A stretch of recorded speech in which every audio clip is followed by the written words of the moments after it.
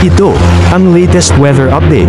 Alamin ang pinakasariwang ulat panahon ngayon dito sa Information TV Educational Channel. Sa ating latest satellite images, makikita natin wala tayong minomonitor na anumang low pressure area at maging bagyo sa loob at labas ng Philippine Area of Responsibility. Base nga sa mga pinakahuling datos natin for this week, medyo malit pa rin chance ang magkaroon tayo ng bagyo.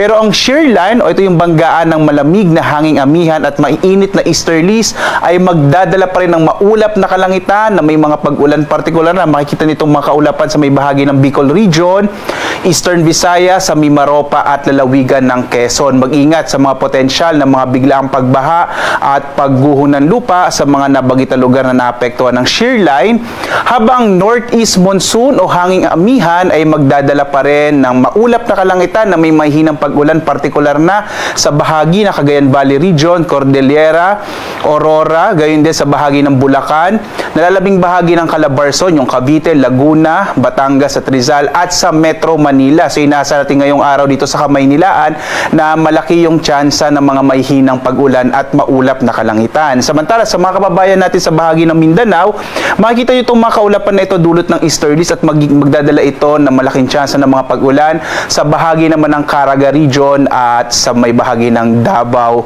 Region. Kaya iba yung pag-iingat sa mga kababayan natin sa mga potensyal ng flash floods at landslides. Sa nalabing bahagi naman ng Luzon, ng Visayas at ng Mindanao, asahan yung mga isolated rain showers and thunderstorms sa Visayas at Mindanao, habang mga isolated light rains naman sa Luzon. At dito nga sa Luzon, inaasahan natin ngayong araw ang malaking tsansa ng mga pag-ulan sa bahagi ng Bicol Region, gayon din sa Mimaropa at lalawigan ng Quezon, dulot nga yan ng shear line, habang ang bahagi naman ng Cagayan Valley, Cordillera, Aurora, Bulacan, sa lalabing bahagi ng Calabarzon, yung Cavite, Laguna, Batangas at Rizal at itong Kamaynilaan ay inaasahan natin na magkakaroon ng maulap na kalangitan na may mahinang sa katamtamang mga pag-ulan, dulot ito ng hanging amihan. Samantala naman sa nalalabing bahagi ng Luzon ay inaasahan natin ang mga isolated light rains dulot din ng hanging amihan sa Ilocos Region at nalalabing bahagi ng Central Luzon. Agwat ang temperature sa Lawag sa 22 to 30 degrees Celsius, sa Tuguegarao 21 to 26 degrees Celsius. Patuloy ding bumababa ang temperatura sa Baguio 14 to 23 degrees Celsius. 2 days ago po nakapagtala tayo ng 13.8 degrees Celsius sa bahagi ng Baguio. Sa Metro Manila naman 23 to 29 degrees Celsius, sa Tagaytay 21 to 29 degrees Celsius, habang sa Legazpi 24 to 28 degrees Celsius. Inaasahan pa rin natin na patuloy ang pagbaba ng temperatura natin sa mga susunod na araw dulot ng hanging amihan. Dito naman sa Palawan, inaasahan din natin ang maulap na kalangitan na may mga kalat-kalat na mga pag-ulan, pagkidlat, pagkulog, dulot din yan ng shear line. Agwat ang temperatura sa Calayan Islands 25 to 30 degrees Celsius, sa Puerto Princesa naman 26 to 30 degrees Celsius.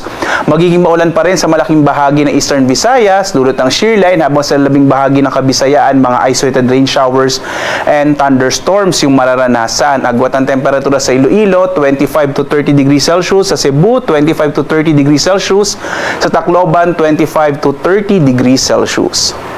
Magiging maulap na may mga pag-ulan din sa bahagi ng Caraga at Davao Region, dulot naman yan ng easterlies, habang nalalabing bahagi ng Mindanao, mga isolated rain showers and thunderstorms naman yung mararanasan. Yung agwat ng temperatura sa Cagayan de Oro 24 to 31 degrees Celsius, Zamboanga 24 to 33 degrees Celsius at sa Davao 25 to 31 degrees Celsius. Muli nagpapaalala ang Pag-asa na mag-ingat sa mga potensyal ng mga flash floods and landslide, lalong-lalo na dito sa may eastern section ng Visayas at ng Mindanao.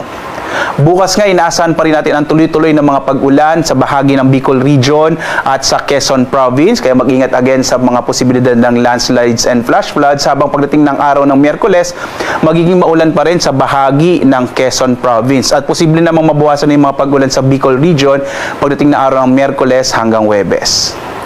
Samantala naman, nakataas ang gale warning natin dahil nga umiiral pa rin itong hanging amihan. Malalaking pag-alo ng karagatan ng mararanasan sa bahagi ng Batanes, Ilocos Norte, Ilocos Sur, gayon din sa Cagayan kasama ang Babuyan Islands, Isabela, Aurora, hilagang bahagi ng Quezon kasama yung silangang bahagi ng Polillo Islands. Gayon din nakataas ang gale warning sa Camarines Norte, hilagang bahagi ng Camarines Sur, hilagat silangang bahagi ng Catanduanes, silangang bahagi ng Albay, ng Sorsogon, gayon din ang bahagi ng Northern Samar Samar at malaking bahagi ng Eastern Samar. Makikita nyo itong mga lugar na mayroong pumpula ay magiging maalon yung karagatan, kaya iwasan mo nang pumalaot yung mga maliliit na sakyang pandagat, lalong-lalo na yung mga maliliit na mga bangka sa bahaging ito ng ating kapuluan dahil magiging maalon yung karagatan, ito'y dulot ng hanging amihan.